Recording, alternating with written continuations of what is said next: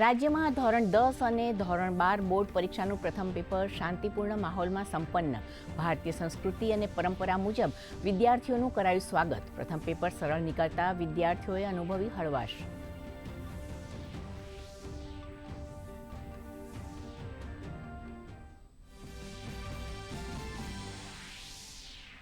વિધાનસભામાં બજેટ સત્ર દરમિયાન જોવા મળ્યો રાજકીય ગરમાવો. અમેરિકા સાથે ટ્રેડ ડીલ મુદ્દે વિપક્ષનું વિધાનસભા ગૃહમાંથી વોકઆઉટ.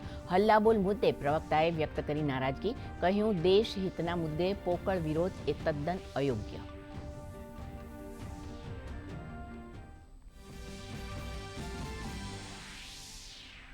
કુપોષણ મુદ્દે વિપક્ષના આરોપો પર મહિલા અને બાળ કલ્યાણ મંત્રીએ આપી પ્રતિક્રિયા. કહ્યું, મહિલા અને બાળ કલ્યાણ ક્ષેત્રે બજેટમાં ₹7,690 કરોડની જોગવાઈ, તો આદિજાતિ વિસ્તારોમાં કુપોષણ નિવારવા દૂધ સંજીવની યોજનાનો કરાશે વિસ્તાર.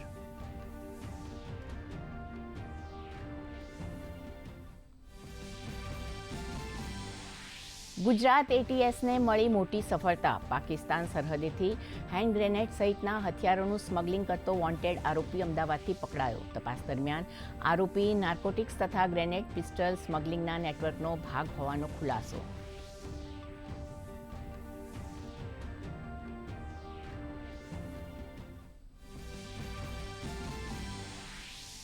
પ્રાકૃતિક ખેતી એ પ્રવર્તમાન સમયની માંગ અને આરોગ્ય માટે અનિવાર્ય. મુખ્યમંત્રીએ પ્રાકૃતિક ખેતીને અભિયાન રૂપે અપનાવવા ખેડૂતોને કરી હાકલ.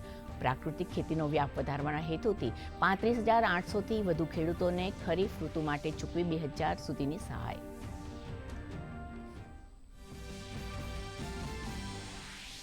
ઇઝરાયલમાં ચાલશે ભારતનું યુપીઆઈ. ઇઝરાયલ પ્રવાસ દરમિયાન સંયુક્ત વક્તવ્ય દરમિયાન પ્રધાનમંત્રી મોદીએ કહ્યું, ક્રિટિકલ મિનરલ્સ અને એમેઝિંગ ટેકનોલોજી સહિતના ક્ષેત્રે થયા એમઓયુ.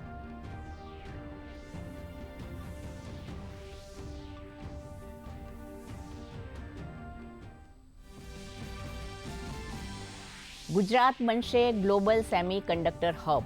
પ્રધાનમંત્રી મોદી 28મી ફેબ્રુઆરીએ સાણંદમાં માઇક્રોન ટેકનોલોજીના અત્યાધુનિક પ્લાન્ટનું કરશે લોકાર્પણ. આર્ટિફિશિયલ ઇન્ટેલિજન્સ માટે અનિવાર્ય એવા એસએસડી અને રેમ જેવા સ્ટોરેજ ઉપકરણોનું ગુજરાતમાં થશે નિર્માણ.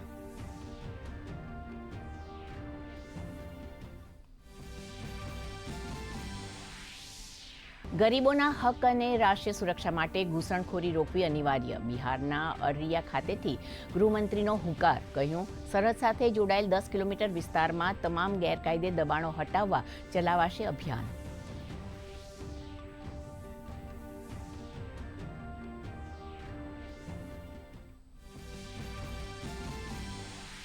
ડાકોરમાં ફાગણી પૂનમના મેળાને પગલે તંત્રનું વિશેષ આયોજન.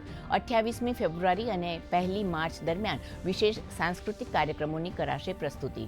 શ્રદ્ધાળુઓને હાલાકી ન પડે તે માટે પાર્કિંગ વ્યવસ્થા, ટ્રાફિક નિયમન અને કંટ્રોલ રૂમ કરાયો કાર્યરત. ભક્તોની સુવિધા માટે દર્શનના સમયમાં ફેરફાર. અને T20 વર્લ્ડ કપના સુપર 8ના મુકાબલામાં ભારત સામે ઝિમ્બાબ્વે ટોસ જીતી પસંદ કરી ફિલ્ડિંગ. સેમીફાઇનલમાં પહોંચવા ટીમ ઇન્ડિયાને મોટા માર્જિનથી મેચ જીતવી જરૂરી. તો વેસ્ટ ઇન્ડિઝ સામે સાઉથ આફ્રિકાનો 9 વિકેટે વિજય.